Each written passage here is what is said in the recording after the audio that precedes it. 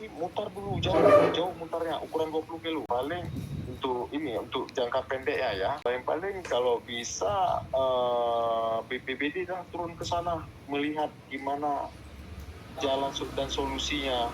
Saudaraku, kondisi pendidikan di Kecamatan Rusip Antara Kabupaten Aceh Tengah tengah menjadi sorotan.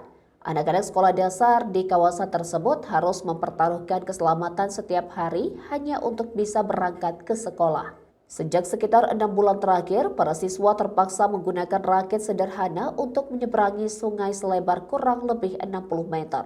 Hal ini terjadi karena jembatan gantung penghubung Kampung Tanjung dan Kampung Merande Paya yang sudah berusia puluhan tahun putus dan roboh. Kondisi ini bukan hanya mengganggu akses pendidikan, tetapi juga mempengaruhi aktivitas ekonomi masyarakat. Meski tak sampai menelan korban jiwa, kejadian tersebut menambah rasa cemas orang tua setiap kali anak mereka berangkat sekolah.